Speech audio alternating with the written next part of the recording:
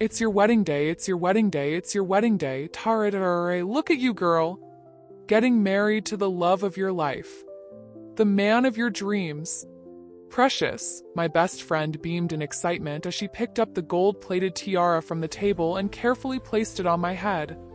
She was too happy for me, and just like everyone else, she couldn't contain herself. She thought I had bagged a beezer. What she didn't know, what they all didn't know, was how scared I was that morning.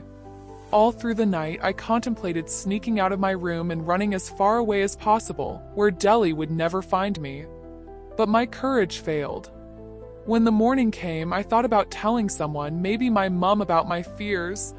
I thought about locking myself up in the bathroom. I thought about an emergency I could feign to stop me from walking down the aisle. Till my courage failed. At the altar, I remembered scenes from movies where brides would dramatically throw away their flowers and run out the door last minute, crying, "I'm sorry. I'm really sorry, but I can't do this." I toyed with the idea all through the priest's speech and almost raised my hand when he asked if anyone had anything against the union. Yet again, my courage failed. And so, just like that, like a mindless zombie, amidst everyone's joyful cheer and the exhilarating music, I got married to the devil. Deli. As we drove off the church premises after the wedding, I knew I had sealed my woeful fate forever. I endured so many insufferable things at his hands, and he was never sorry. I liked him the first time I met him at a boot camp because, aside the fact that he was obviously smart, he exuded an aura of class, and I found that endearing. We exchanged contact, and he invited me to dinner 2 weeks later. On that first date, he declared boldly that he wanted to marry me. He was a very forward person, and I loved him for it. I thought he was a man who knew how to spot gold and go for it. Actually, was he not? Well, I agreed to marry him a month later, told my family about him, and started the wedding plans. The next month, he convinced me to move in with him. The verbal abuse started immediately after. Then came the beatings and sexual violations. Why didn't I tell anyone? Why didn't I run as fast as my legs could carry me? Why did I go on to say I do? Killing Deli started as an accident, yes, just the beginning. Everything else went smoothly because he had it coming. I had dreamed of killing him for too long, and had watched How to Get Away with Murder for years. I had imagined it till I began to find solace in the thought of the gruesome death I would give him one day, if he didn't succeed in killing me first. And by divine providence, he failed. That fateful day, I had been in the bathroom, scrubbing the floor, a habit I picked up to distract myself from whatever physical pain Deli inflicted on me. This fine afternoon, I needed to forget the burning sensation from the hot sauce Deli put in my VJ right after sexually assaulting me. He had claimed it was punishment for my disobedience to his order.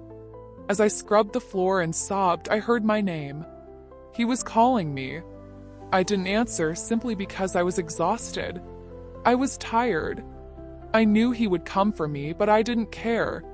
After calling without a response, he charged into the bathroom, probably to kill me like he always said he would.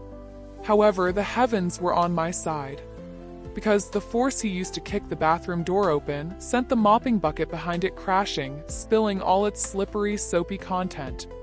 Since he was too angry to stop or thread carefully, he didn't notice. In a flash, he slipped, slammed his head on the ground, and collapsed. He didn't die. He still had breath in him when I quickly ran out of the bathroom, took off ropes from the line used to dry clothes, tied him up so firmly, and resuscitated him. Oh, the shock on his face when he realized what was happening. Fueled by the pain and memory of everything he ever did to me.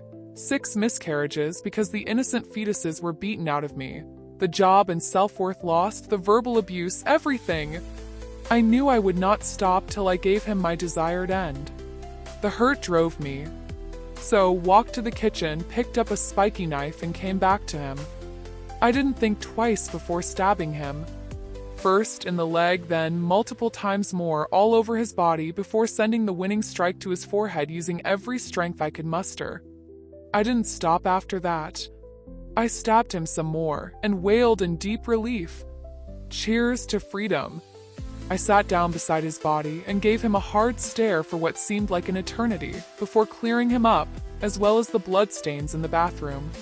I moved his body to the bed, laid him carefully as if he were asleep, had a bath right before planning my escape.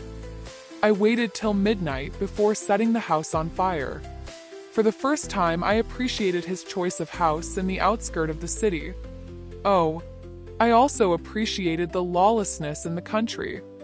Because when the flames and smoke began to permeate the neighborhood and caring neighbors began to call, the fire service didn't arrive, and when the morning came and Deli's burnt body was found among the ashes of our property, the police were too lazy to dig further. I went back home to the waiting arms of my still clueless family, who felt sorry for my loss. I still go back to them after all my escapades. They would never know what darkness lay within their child,